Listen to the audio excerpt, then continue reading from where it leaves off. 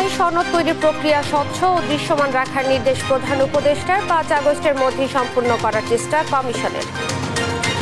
নির্বাচন অবশ্যই ফেব্রুয়ারির মধ্যে অনুষ্ঠিত হতে হবে বললেন মির্জা ফখরুল। ফাঁদে পা না দেওয়ার আহ্বান। আমার জানা নেই পৃথিবীর ইতিহাসে কোনো লিবারেল ডেমোক্রেটিক পার্টি এত ত্যাগ স্বীকার করেছে কিনা। গোপালগঞ্জের পরিস্থিতি এখনো থমথমে। চলমান কারফিউয়ে মানুষের চলাচল সীমিত। চিকিৎসাধীন আরও একজনের মৃত্যু। জুলাই আহত ও ছাত্র জনতার অংশগ্রহণে প্রতীকী ম্যারাথন। অভ্যুত্থানের স্বপ্ন বাস্তবায়নের আহ্বান আসিফ মাহমুদের। পানি লাগবে পানি, কথাটি ছিল ফ্যাসিবাদ বিরোধী আন্দোলনের প্রতীক। 1 বছরও বিচার না হয় ক্ষুব্ধ শহীদ মুগ্ধের পরিবার। যে চার্জশিট জমা দেওয়া হবে সেটাই এখনো পর্যন্ত ঠিকভাবে করা হচ্ছে। তো এটা নিয়ে আসলে আমরা সবাই খুবই হতাশ। রাজধানীর রাজকোনায় 3 কিলোমিটার সড়কে খানাখন্দ। বৃষ্টি হলেই হাঁটু পানি। সিটি কর্পোরেশনের সুবিধা বঞ্চিত লাখো মানুষ। এবং পাকিস্তানের বন্যা ও ভূমিধসে প্রাণ গেল 180 জনের। পাঞ্জাবে একদিনেই 63 জনের মৃত্যু। অতি ভারী বর্ষণের সতর্কতা। দেখছিলেন সংবাদ শিরোনাম, সঙ্গে আছি আমি ইশরাত জাহান মনি। এবারে বিস্তারিত। জুলাই সনদ তৈরির প্রক্রিয়া স্বচ্ছ ও দৃশ্যমান হতে হবে বলে মন্তব্য করেছেন প্রধান উপদেষ্টা ডক্টর মোহাম্মদ ইউনূস। বৃহস্পতিবার রাষ্ট্রীয় অতিথি ভবন যমুনায় জাতীয় ঐকমত্য কমিশনের এক বৈঠকে এ নির্দেশনা দেন তিনি। বলেন, এটা একটা ঐতিহাসিক ঘটনা। গণ অভ্যুত্থানের আকাঙ্ক্ষা এর মাধ্যমে প্রতিফলিত হবে। কাজেই পুরো প্রক্রিয়াটি স্বচ্ছতার সাথে সম্পন্ন করতে হবে, মানুষের কাছে দৃশ্যমান থাকতে হবে। বৈঠকে ঐকমত্য কমিশনের কাজের অগ্রগতি সম্পর্কে প্রধান উপদেষ্টাকে অবহিত করা হয়। আগামী 5 আগস্টের মধ্যেই জুলাই সনদ তৈরির কাজ সম্পন্ন করতে সর্বোচ্চ প্রচেষ্টা করা হবে বলেও জানান কমিশন সদস্যরা। গণতন্ত্রে উত্তরণ বাধাগ্রস্ত করতে একটি মহল ফাঁদ পেতেছে বলে অভিযোগ করেছেন বিএনপি মহাসচিব মির্জা ফখরুল ইসলাম আলমগীর। ষড়যন্ত্র যতই হোক, নির্বাচন ফেব্রুয়ারিতেই হতে হবে এমন হুঁশিয়ারি দিয়ে নেতাকর্মীদের কারো পাতা ফাঁদে পা না দেওয়ার আহ্বান জানান তিনি। নিয়াজ মোর্শেদের প্রতিবেদন। বৃহস্পতিবার বিকেলে ঢাকা বিশ্ববিদ্যালয়ের টিএসসি অডিটোরিয়ামে ছাত্রদল আয়োজন করে জুলাই আন্দোলনের শহীদদের নিয়ে স্মরণ সভা। ছাত্রদল নেতারা অভিযোগ করেন, মব সন্ত্রাস করে নির্বাচন পেছানোর ষড়যন্ত্র করা হচ্ছে। নির্বাচনকে সূক্ষ্মভাবে বিলম্বিত করতে চায়, তাদের বিরুদ্ধে প্রত্যেকটা সেকেন্ড তারেক রহমানের কর্মীরা সজাগ থাকবে। আজকে যে ভাষায় এই জাতীয় নেতৃবৃন্দ কত সাবলীল ভাষায়, কত ভদ্র ভাষায় জবাব দিয়েছে, একটু দেখে শিক্ষার অনুরোধ জানাচ্ছি। বিএনপির নেতারা বলেন, নির্বাচন ঠেকানোর ষড়যন্ত্র এখনো বন্ধ হয়নি। নানা অজুহাতে বিএনপির বিরুদ্ধে ষড়যন্ত্র করা হচ্ছে। সামনে নির্বাচন, অন্তর্বর্তীকালীন সরকার, নির্বাচনে আল্লাহর রহমতে তারেক রহমান আসবে, নির্বাচনে অংশগ্রহণ করবে। নির্বাচনটা কি করে ঠেকানো যায়, কারণ নির্বাচন হলে তো সবাই জানে। বিএনপি মহাসচিব মির্জা ফখরুল ইসলাম আলমগীর বলেন, গণতন্ত্রের উত্তরণ ব্যাহত করতে ফাঁদ পাতা হচ্ছে। সেই ফাঁদে নেতাকর্মীদের পা না দেওয়ার আহ্বান জানান তিনি। এরা ফাঁদ পাচ্ছে, আমাদেরকে প্রভোগ করছে যে আমরা যেন আমরা ঝাঁপিয়ে পড়ি, প্রতিবাদ করি, কনফ্রন্টেশন করি, এমন একটা অবস্থা তৈরি করি যেন গণতন্ত্রের উত্তরণটা ব্যাহত হয়। বলেন, লন্ডন বৈঠকের পরে নির্বাচন নিয়ে ষড়যন্ত্র শুরু হয়ে গেছে। তবে যত ষড়যন্ত্রই হোক, নির্বাচন ফেব্রুয়ারিতেই হবে। গণতন্ত্র শুরু হয়েছে যেই আপনার ফেব্রুয়ারিতে নির্বাচনের কথা ঠিক হলো লন্ডনে বসে। আমাদের চেয়ারম্যান তারেক রহমান সাহেব এবং চিফ অ্যাডভাইজারের মধ্যে বৈঠকের মধ্যে তারপর থেকেই গণতন্ত্র শুরু হয়েছে। তারেক রহমানের দেশে ফেরা নিয়ে যারা ভয় পেয়ে নানা প্রপাগান্ডা চালাচ্ছে, তাদের ভয়ের কোনো কারণ নেই বলেও মন্তব্য করেন তিনি। নিয়াজ মোর্শেদ, দেশ টিভি, ঢাকা। জাতীয় নাগরিক পার্টি এনসিপির মুন্সিগঞ্জ পথসভার মঞ্চ প্রস্তুত করা হয়েছে। জুলাই মাস ব্যাপী দেশ জুড়ে পথসভা কর্মসূচির 18তম দিনে মুন্সিগঞ্জে যোগ দিতে কেন্দ্রীয় নেতৃবৃন্দ বৃহস্পতিবার মধ্যরাতে মুন্সিগঞ্জে এসে উপস্থিত হন। সকাল থেকে সতর্ক অবস্থানে রয়েছে আইন শৃঙ্খলা বাহিনীর সদস্যরা। বেলা 11টায় মুন্সিগঞ্জ কেন্দ্রীয় শহীদ মিনার থেকে পথযাত্রা শুরু করে তাদের 1 কিলোমিটার প্রদক্ষিণ করার কথা রয়েছে। পরে শহীদ চত্বরে প্রস্তুত করা মঞ্চে বক্তব্য রাখবেন নেতারা। দুপুরে এখান থেকে তাদের নারায়ণগঞ্জের উদ্দেশ্যে রওনা হওয়ার কথা রয়েছে।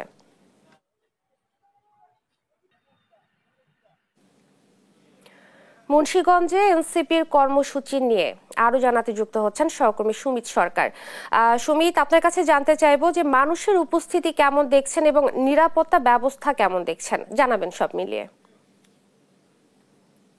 জি, আসলে আপনি যেমনটি বলছিলেন, জুলাই পথযাত্রার 18তম দিনে কিন্তু মুন্সিগঞ্জে কিন্তু পথযাত্রা ইতিমধ্যে কিন্তু কেন্দ্রীয় যে নেতাকর্মী রয়েছে তারা কিন্তু আসলে গতকাল রাতে কিন্তু মুন্সিগঞ্জে প্রবেশ করেছেন এবং তারা কিন্তু 11টার নাগাদ কিন্তু আমি যেইখানে দাঁড়িয়েছি সেইখানে কিন্তু তারা পথযাত্রা শেষ করে কিন্তু এখানে বক্তব্য দিবেন। তারা কিন্তু 10:30টায় কেন্দ্রীয় শহীদ মিনারে এসে পথযাত্রা করে তারা কিন্তু এখানে এসে আসলে এই পথসভায় বক্তব্য রাখবেন কেন্দ্রীয় নেতাকর্মী। এখানে কিন্তু আসলে আমরা সকাল থেকে দেখেছি মঞ্চ প্রস্তুত রয়েছে, তারা কিন্তু মঞ্চ প্রস্তুত সম্পূর্ণ করেছে। এখানে কিন্তু তারা আস্তে আস্তে নেতাকর্মী আসলে জড়ো হচ্ছেন। আসলে তারা কিন্তু এখানে বলছেন যে পুলিশ এবং আইন শৃঙ্খলা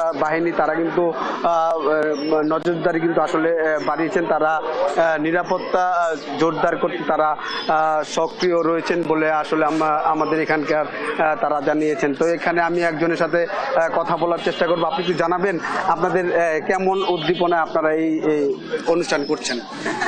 আমাদের উদ্দীপনা হচ্ছে এই জুলাই যে গণ অভ্যুত্থান হয়েছে তা মূল দেশে যে সংস্কার, যে দেশে যে আগের যে 54 বছরের যে শিষ্টাচার হয়েছে দেশে, যা আমরা যারা যুদ্ধ করেছে তারা ওই লোকজন কেমন হবে? লোকজন আমরা মনে করি যে আমাদের নেতাকর্মী, আমরা 6টা উপজেলায় আমাদের এই সাজ কমিটি হয়েছে, আমাদের 3টা উপজেলা সাজ কমিটি হয়েছে, জেলা উপজেলা সাজ কমিটি হয়েছে। তারাও ইনশাল্লাহ সবাই আসবে এবং আরো তারা আসার সাথে সাথে ইনশাল্লাহ সবাই এখানে চলে আসবে আমরা মনে করি। আইন শৃঙ্খলার বিষয়ে আপাতত যতটুকু দেখতেছি, আপাতত আইন শৃঙ্খলা আমরা সন্তুষ্ট আছি। তো ইনশাল্লাহ কোনো কিছু আমাদের এখানে কোনো অবনতি হবে না ইনশাল্লাহ মনে করি। ধন্যবাদ। জি, আপনি আসলে যেমনটি শুনছিলেন এখানে কিন্তু যারা রয়েছেন তারা কিন্তু বলছেন যে তারা এই পথযাত্রাকে ঘিরে কিন্তু ব্যাপক আইন শৃঙ্খলা এখানে উপস্থিত তারা কিন্তু রেখেছেন এবং এখানে আইন শৃঙ্খলার পাশাপাশি কিন্তু সেনাবাহিনীর টহলও কিন্তু আমরা দেখেছি। তো এখানে কিন্তু 11টা নাগাদ এই ঠিক আমার পেছনে যে স্টেজটি আছে সেইখানে কিন্তু নাগরিক পার্টির কেন্দ্রীয় নেতৃবৃন্দ কিন্তু এখানে উপস্থিত থেকে তাদের বক্তব্য রাখবেন। এই ছিল আমার কাছে মুন্সিগঞ্জ থেকে পথযাত্রার সবশেষ খবর। ধন্যবাদ আপনাকে। মুন্সিগঞ্জে এনসিপির কর্মসূচি ঘিরে গ্রহণ করা হয়েছে ব্যাপক প্রস্তুতি এবং এই ব্যাপারে বিস্তারিত জানাচ্ছিলেন সহকর্মী সুমিত সরকার। গোপালগঞ্জের কারফিউর সময় আরও বাড়ানো হয়েছে। আজ বেলা 11টা পর্যন্ত কারফিউ চলার পর শিথিল থাকবে 3 ঘন্টা। ফের দুপুর 2টা থেকে কারফিউ শুরু হয়ে বহাল থাকবে পরবর্তী নির্দেশ না দেওয়া পর্যন্ত। সংঘর্ষে আহত আরও একজন ঢাকা মেডিকেলে চিকিৎসাধীন অবস্থায় মারা গেছে। এখনো গোপালগঞ্জ জুড়ে থমথমে পরিস্থিতি বিরাজ করছে। 25 জনকে আটক করা হয়েছে। সহকর্মী জাবিরুল ইসলামের তথ্য ছবিতে জানাচ্ছেন আপন অপু। বাড়ানো হয়েছে গোপালগঞ্জের কারফিউর সময়। বৃহস্পতিবার সন্ধ্যা 6টা থেকে শুরু হয়ে সকাল 11টা পর্যন্ত কারফিউ চলে দুপুর 2টা পর্যন্ত শিথিল থাকবে। পরে আবারও দুপুর 2টা থেকে পরবর্তী নির্দেশ না দেওয়া পর্যন্ত বহাল থাকবে কারফিউ।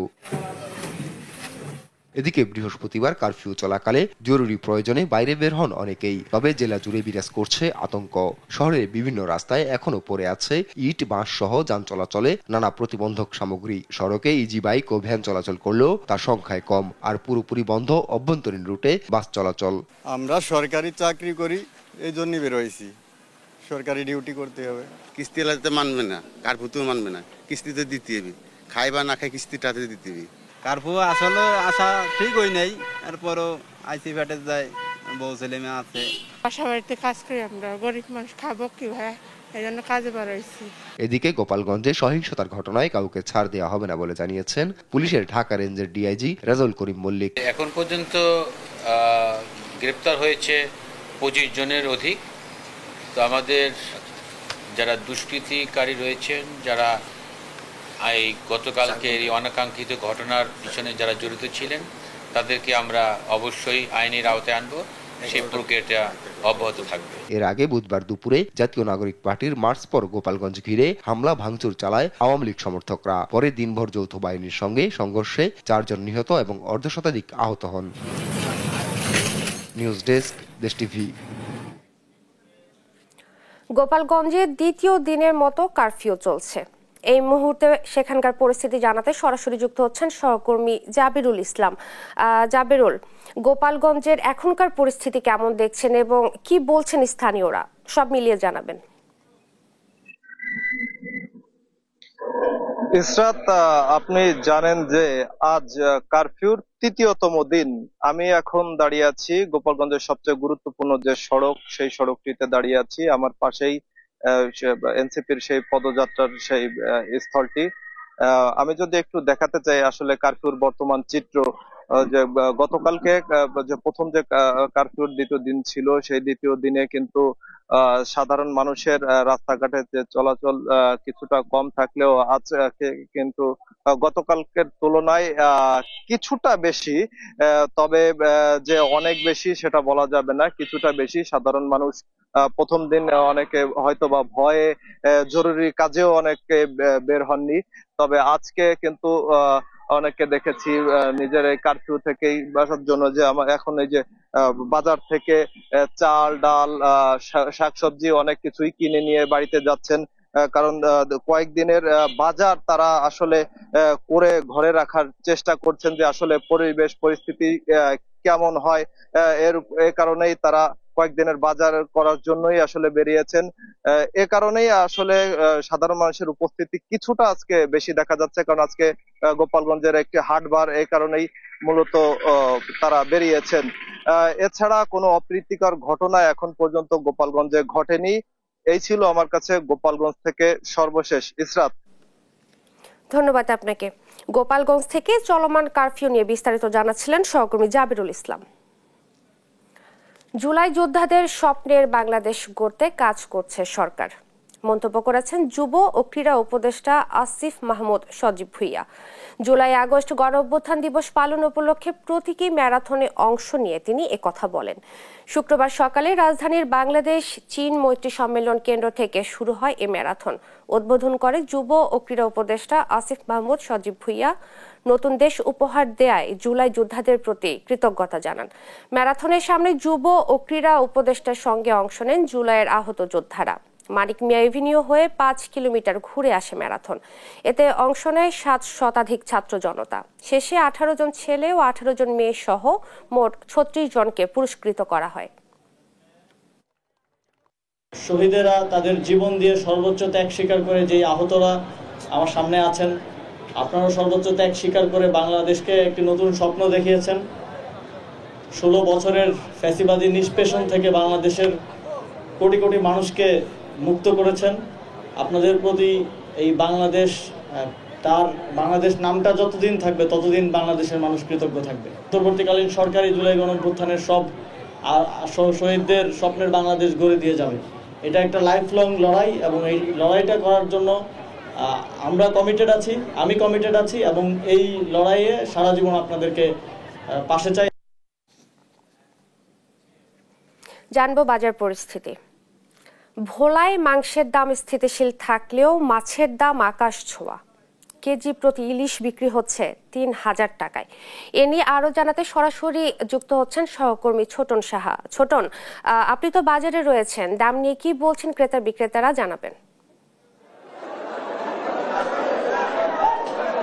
আজকে যে ছুটির দিনে বাজার দর যে পরিস্থিতি, বলা যায় যে মাছ এবং মাংসের দাম এখনো সেই অপরিবর্তিত রয়েছে এবং আমরা দেখেছি সবচেয়ে বেশি যে দামটি বেশি রয়েছে ইলিশ মাছের দাম বেশি রয়েছে, যেটি কেজিতে বিক্রি হচ্ছে 2500 থেকে 3000 টাকা এবং অন্যান্য মাছের দামও কিন্তু আকাশচুম্বী। আমরা বাজারে এসে ক্রেতাদের সাথে কথা বলেছি, তাদের অভিযোগ একটাই যে আসলে মাছের দাম কিন্তু ব্যবসায়ীরা নিজেদের ইচ্ছে মতো বাড়িয়ে দিচ্ছেন, এমনটি কিন্তু তারা অভিযোগ করছেন। এবং অন্যান্য মাছের মধ্যে চিংড়ি মাছও কিন্তু কেজিতে বিক্রি হতে দেখেছি আমরা 1000 থেকে 1500 টাকা, এবং রুই কাতাল থেকে শুরু করে অন্যান্য যে নদী এবং সামুদ্রিক যে মাছ রয়েছে সেগুলোর দামও বলা যায় আকাশ ছোঁয়া, যেগুলো কিন্তু 50 থেকে গড়ে 100 টাকা বেড়েছে। মাংসের বাজারে যে পরিস্থিতি সেটি যদি জানাতে চাই, গরুর মাংস কেজিতে কিন্তু আজকে বিক্রি হচ্ছে 750 টাকা, যেটি ছিল 700 টাকা, এবং একই সাথে খাসির মাংসের দাম কিন্তু সেই অপরিবর্তিত রয়েছে।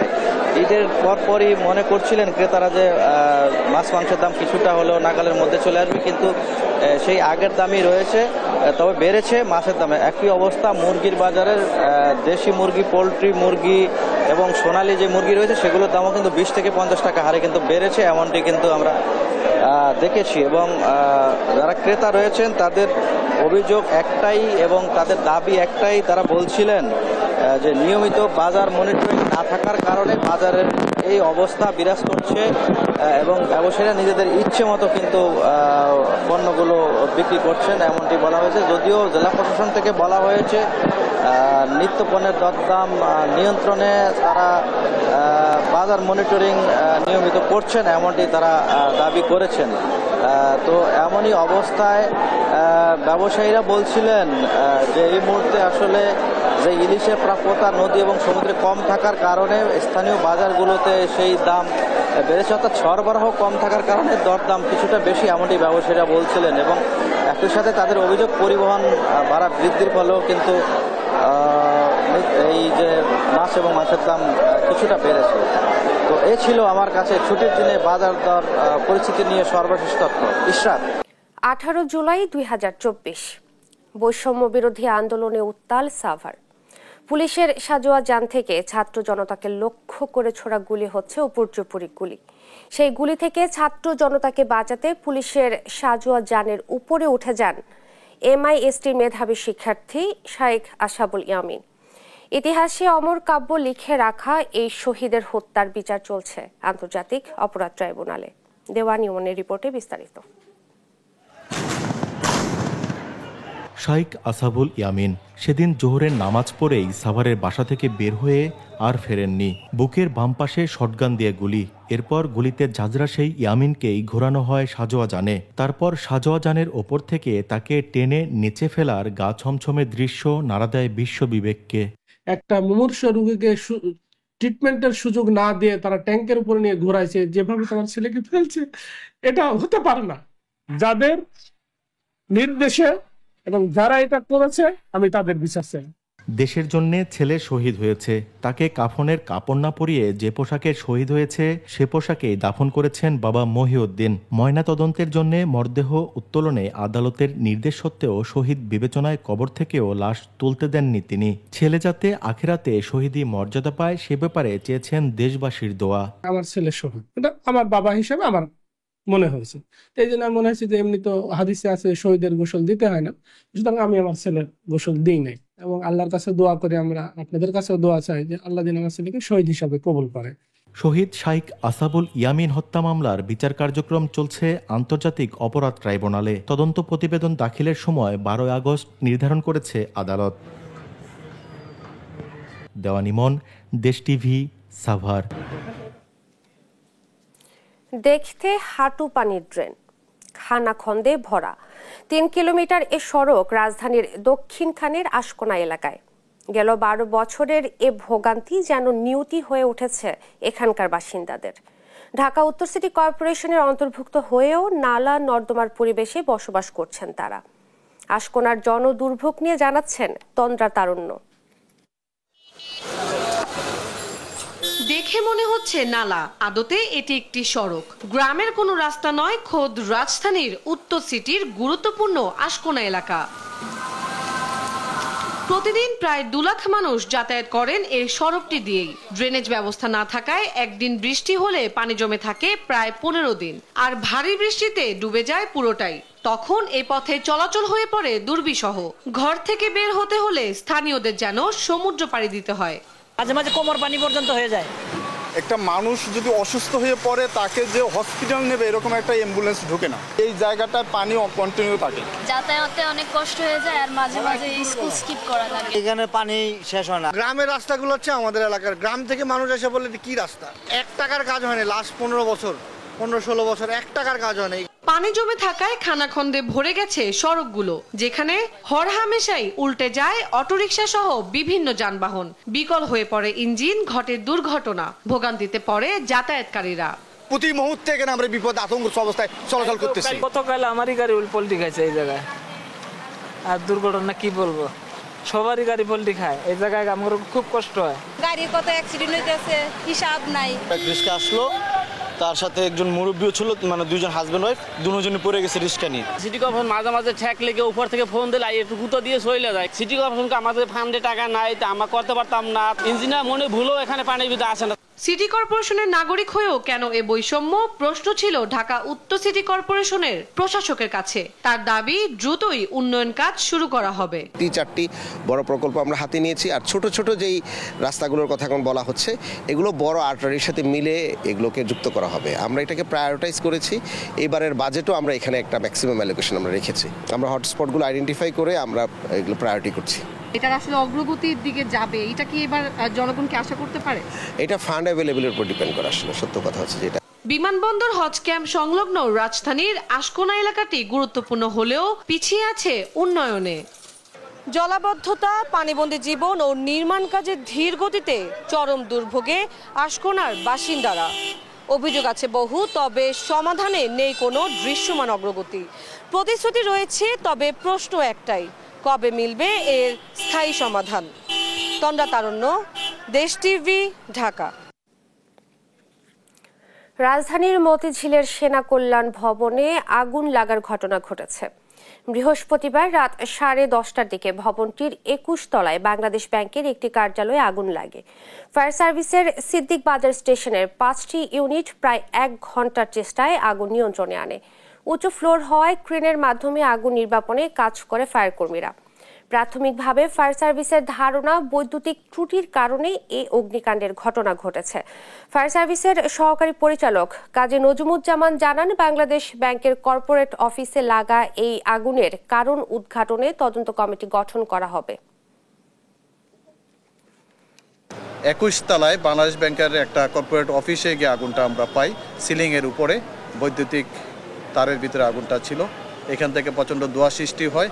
আর এই ধোঁয়াটা আস্তে আস্তে প্রত্যেকটা ফ্লোরের যে সিঁড়ি আছে অথবা লিফটের যে বয়েড স্পেস আছে সেদিকে বের হইয়া চলে আসে। আমরা খুব অল্প সময়ের ভিতরেই আগুনটাকে নিয়ন্ত্রণ করতে নিয়ে আসছি। তার প্রধান কারণ ছিল এখানে সিকিউরিটির ব্যবস্থা ছিল খুবই ভালো। কুষ্টিয়া ইসলামী বিশ্ববিদ্যালয়ের শাহ আজিজুর রহমান হলের পুকুর থেকে সাজিদ আব্দুল্লাহ নামে এক শিক্ষার্থীর মরদেহ উদ্ধার করেছে পুলিশ। পুলিশ জানায়, বৃহস্পতিবার সন্ধ্যায় তার মরদেহ উদ্ধার করা হয়।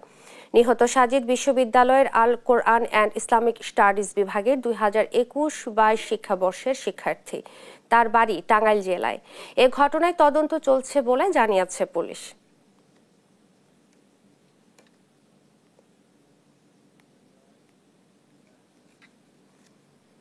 মাদারীপুরে ফ্ল্যাট বাসা থেকে এক যুবকের মরদেহ উদ্ধার করেছে পুলিশ।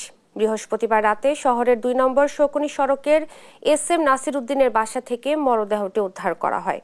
পুলিশ জানায়, 2.5 মাস আগে বাসাটি ভাড়া নেয় ফল ব্যবসায়ী নয়ন। ওই বাসায় তার 2 সহযোগীকে নিয়ে ওঠেন তিনি।